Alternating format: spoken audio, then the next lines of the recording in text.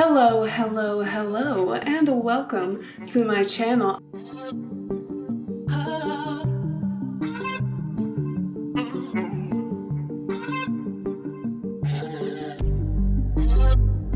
I'm so glad that you clicked on this video today because you have come to discuss with me one of my favorite topics of all time, which is talking about the bad guys in those movies, books, TV shows, whatever it is. I love talking about the bad guys. Maybe it's the fact that they're like kind of broken. Maybe it's the fact that they do things that you're just like, how in the world would someone be capable of doing this? I need to understand how they think so I can figure out how they could possibly think that that was okay. Because in order to not hate them, I need to get on their side. But that's besides the point. Today, we are going to talk about one of my favorite personality types, the ENTP. And part of why I've chosen this type is one, there's a ton of examples, but two of the best antagonist examples happen to be ENTP, who are the Joker and Hans Landa from Inglourious Basterds, the Joker being from the Dark Knight series. Real quick, before you keep going, I will talk about some spoilers from Inglourious Basterds and The Dark Knight Rises and potentially Castlevania. However, the Castlevania one I really tried not to have any spoilers for, but if you hear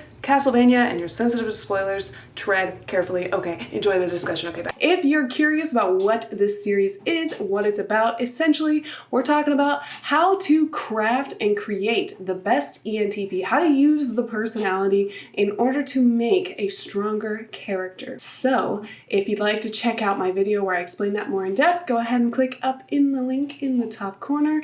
If you are curious what an ENTP actually looks like at their best, that's probably not going to be the most ideal for the video concept. However, it can be good to see what kind of positive front they might be able to show on people. What kind of like side of themselves can they show to people to take advantage of people, because antagonists generally are not people who are just evil. They have to be able to talk to other people and get other people to go along with them in their ideas and whatnot. So if you want to know exactly what an ENTP looks like at their best, go ahead and check out my video about what makes ENTPs awesome.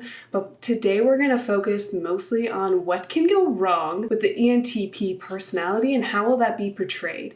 Because when you're writing a story, I find that it's better to see examples of when it's done right and why it was done right, so you can use that as a sort of starting place for developing your own character and taking it to a similar level.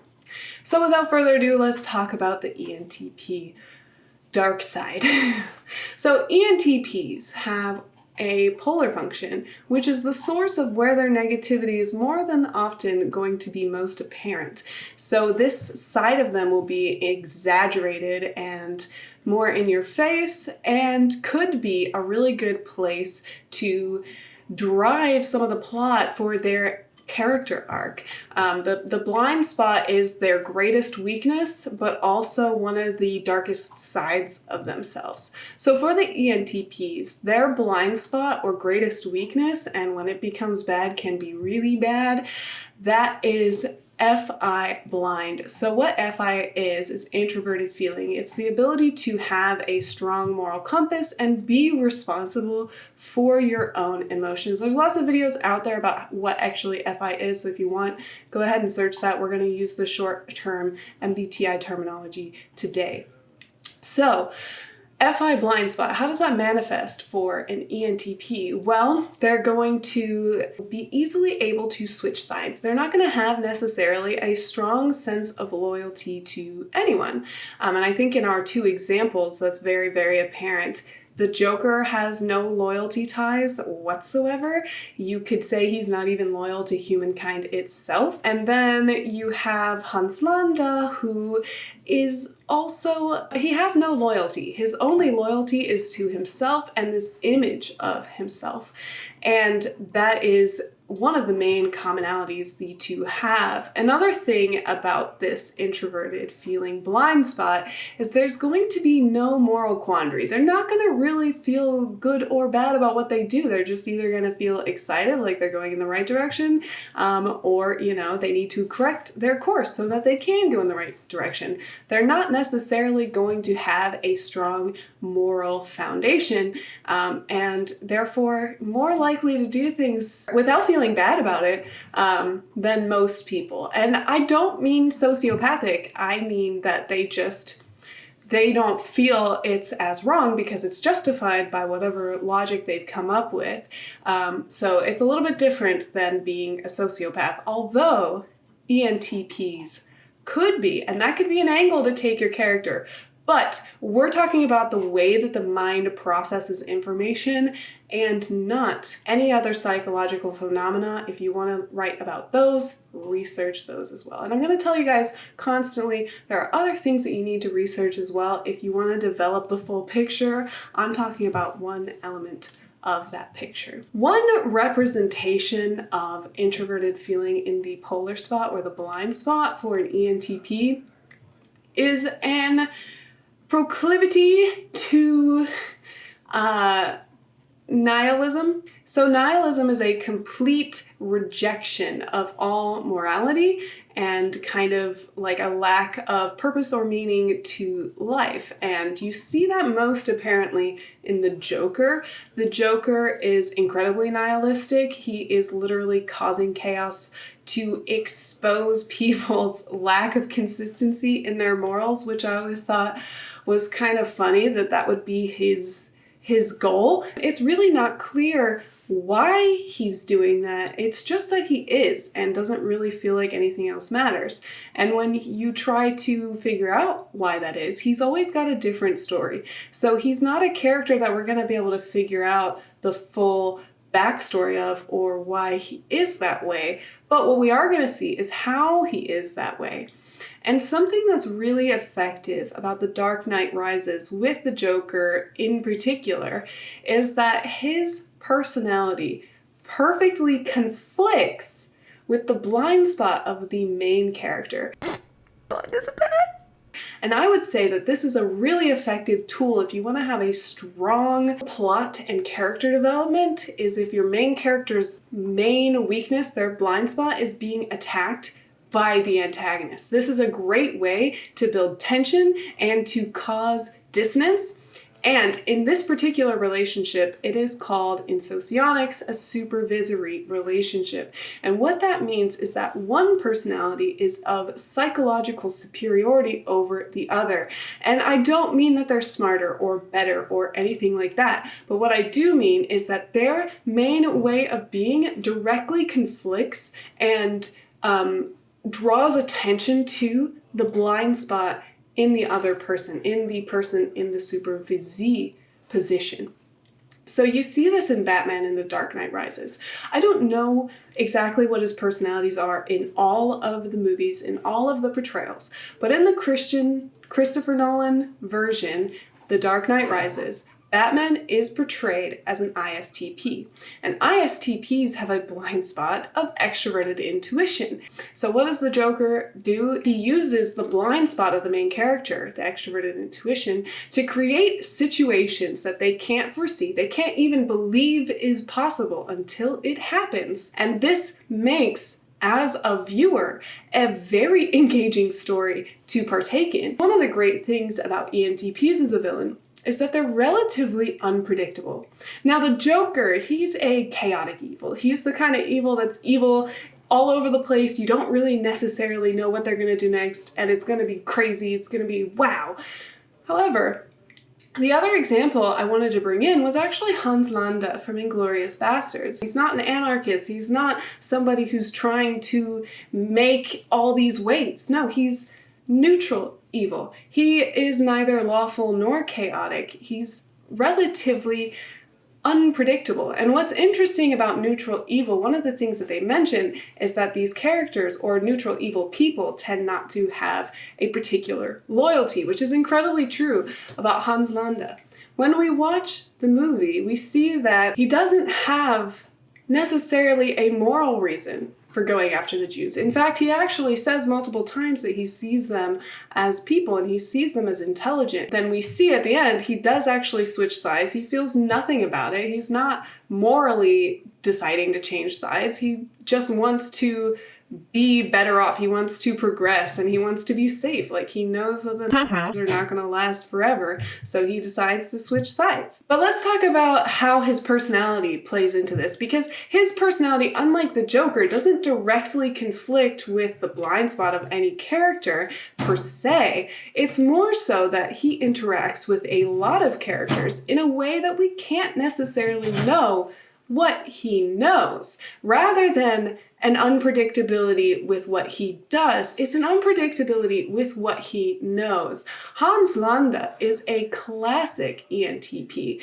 He is witty and engaging and amiable and very good at leading people on and building up this situation in which he is giving them little snippets of information, trying to see how much he can tell them before they figure out what he knows. And then once they do figure out what he knows, how much he can lead them on until he can finally reveal and make the most out of it. And we see that from the very opening scene. He comes in, he's smiling, he's shaking hands with the Frenchman, he's like smiling and being polite with the daughters, and then he has milk and he's like thanking them for their hospitality, and then he starts off, just asking some normal questions, but he makes it in English, and we're like, okay, why is he doing this? And then he starts talking about how he's a Jew hunter and how he knows exactly what's going on, and then he pulls out his pipe, and he takes a whole lot of time to set up this pipe and really make sure to draw attention to the fact he's got this pipe. And then finally he reveals that he knows exactly where the Jews have been the entire time. He is very dramatic about his reveals, and we even see another moment where he's also incredibly playful and dramatic, and that is at the movie theater when he meets the three Italians, the three Americans who are pretending to be Italian. He uses his understanding of the different language, the Italian language, and he immediately points out the fact that he realizes that they are not Italian. And now looking back at the movie, we can realize that he didn't do anything to these Americans because he knew that he needed them if he was going to be able to get to the American side. And he was very opportunistic. When he saw that chance, he went for it. He could have killed them. Two of them were Jews. Why wouldn't he want to kill them? He's a Jew hunter. But he decided to let them stay, and he actually kidnapped two people, and he took them and made them call the US so that he could get safety and go to the US and avoid the inevitable downfall of the Reich that was happening. And that's just another way to show how the ENTP is. They are charismatic, they are friendly, they are very intelligent and playful, and they know how to manipulate people. They know how to string people along just right. There's another character from Castlevania. He speaks a bunch of languages. He comes in and he's trying to find his something. And you see in multiple occasions how he manipulates other people for information that he later uses that information for other people to get what he wants. So he's manipulative with the information that he has, not necessarily with what he does or what he makes other people think he does. It's all about the information and the knowledge and how that can be used. Same as Hans Landa, same as Joker, actually. And now Joker's a little bit harder to compare because he's a lot more chaotic. However, he also uses knowledge and information to his advantage more than anything. He tells three different people, three different instances of how he got his scars on his face. He tricks people into killing them, or he puts them into weird situations. He makes that whole situation where he has Batman choose between Harvey Dent and Rachel. And not only that, the information that he withheld is that he swapped their places. The ENTPs, when evil, can be very good at manipulating information and emotions in a way to get what they want out of it. They are looking for the most effective way for themselves to get what they want, and they're going to use their ability to manipulate people with their charisma and their knowledge and what knowledge they have, holding it and withholding it, trying to get... They almost want people to figure out their little puzzles that they're putting together, but it's also a test for them how long they can go until people figure it out. So if you're looking to take your character to the next level and you've written a character who you think might be an ENTP, some things to think about are, how are you going to highlight his blind spot? How is his blind spot going to play into the plot? Because when blind spots play into plot, you're going to have a much stronger character flow, character arc throughout the story. Second, how does this character interact with the other characters? Is he going to be like a Joker and directly contradict the blind spot of the other character? Or is he going to be like the character from Castlevania or Hans Landa and be more unpredictable with what information he has and interacting with a lot of people? When you make those kinds of decisions, you can realize how much of the personality matters to the plot. For Hans Landa, his personality didn't matter as much to the plot in terms of his character growth, but it made an impact on the plot. Same with the character from Castlevania. The information and what he knew fed into the plot itself, not necessarily a character arc or anything like that. So those are the two main snippets I wanted to share with you guys about ENTPs as villains or antagonists. Who are your favorite ENTP antagonists or villains? If you're writing an ENTP, did this information help you? Do you feel like you might want to write an ENTP villain now? Because they can be pretty fun. They can be pretty great villains if you let them. But alas, those are my thoughts on the ENTP villain. What villain should we cover next? Who do you guys want to talk about next? I'm saving ENTJ for last because they are the most cliche villain. We can't talk about the cliches until we talk about every color in between. So let me know who you want to see next in terms of villains. And while you're down there in the comments giving me your opinions, go ahead and click like and subscribe so that you can check out the next video when it happens. And if you want to support me or what I'm doing here on the channel, you can go ahead and head to buymeacoffee.com/heartofmichi and do a one-time dono if that is your thing. But with all that being said, I want to thank you all so very much for watching, and I hope that you have a beautiful, amazing, fantastic day. Bye!